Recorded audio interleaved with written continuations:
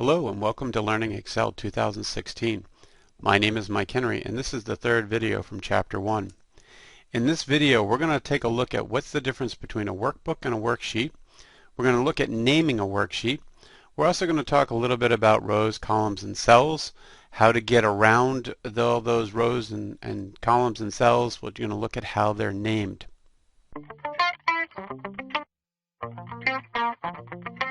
So we're looking at a workbook here, and a workbook is sometimes called a file. This is a file inside the system. It's also an Excel workbook. So you're looking at a workbook right now. This particular workbook has not been named yet. It's called Book 1 according to the naming convention that it first brought up. When we save this workbook, we can save it with any name that we want to on this particular workbook. Now, right now, we have one worksheet inside of our workbook, and that particular worksheet is called sheet number 1. And you can see right down here where it says sheet 1. And I can add another sheet. Now I have two sheets in my workbook. So you can have multiple sheets in a workbook. We could keep adding more and more sheets. Now a workbook has multiple worksheets. Now here with the worksheet, I can actually name those. I can click on that with a right click, and you'll see it brings up this little menu, and on this little menu I have the ability to rename. So I could call this first sheet, maybe this will be the numbers for January. So I'll just put in here Jan. And then on the next sheet that I have, I can right click on this and I'll rename this one and make this one be Feb.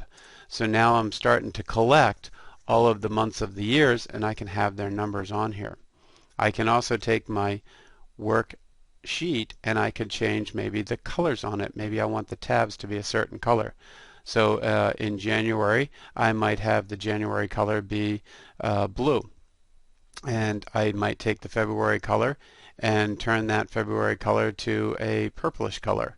And so now you can see when I'm clicked on the Active tab, it gives me the green line, and all the rest of the tabs would have the colors that I associate it with them. So that's the difference between a workbook. Workbook is a file, and a worksheet. There can be multiple worksheets inside of my workbook. Now the next thing that we really wanted to take a look at was how all these things work. Now here we have columns, and we've mentioned this in each of the videos. We have columns that go up and down. We have rows that go side to side. Where one of them meet is called a cell. So this right here is a cell, and we name this cell B3. This cell over one here is E4. And I can move around my cells by using the arrow key. As you can see, I can use up and down arrow key. And as I go side to side, I cross and I'll eventually go beyond Z, which becomes AA. So this is allowing me to move one cell at a time using the arrow keys. Obviously I can use my mouse pointer to move. Now there's another way I can move really quick here, and you can see I've jumped all the way to the end of the sheet. So I've gone out to column XFD, and I did that by, there's two different methodologies. The first methodology is using the END key. So I hit the end key, and I want you to notice down here on the status bar it just says end mode. And so now when I hit the down arrow, you see that I jumped all the way down and I am at the bottom row of all the possible rows in the worksheet. Now I can do the end key again, which I just do. You'll see on the status bar it says end mode, and when I hit the arrow key to the left it takes me all the way back to the A column. Okay. Now I can also hold the control key down and hit the up arrow. I hold the control key down, which I'm doing right now. I hit the left arrow, the right arrow, and I'll jump all the way back over to XFD. So you have control and an arrow key, or END, you hit that and then you wait and you hit the next key that you want. We'll see ways to use those later on this semester when we do macros. Now there's some other ways for me to move around.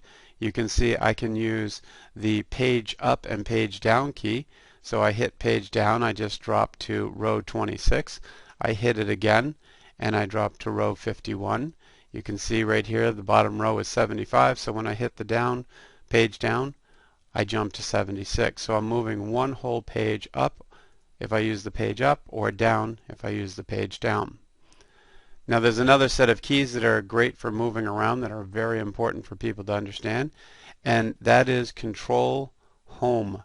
So I hold the Control key down and I hit the Home key, and you can see that immediately takes me back to cell A1. A1 is considered the home cell. So that's where E.T. was trying to get his whole life. He was just trying to get to cell A1. So this is a way for us to move around. There are a couple other ways to move around that you're going to see as you experiment, but these are the main ways to move really fast around a sheet.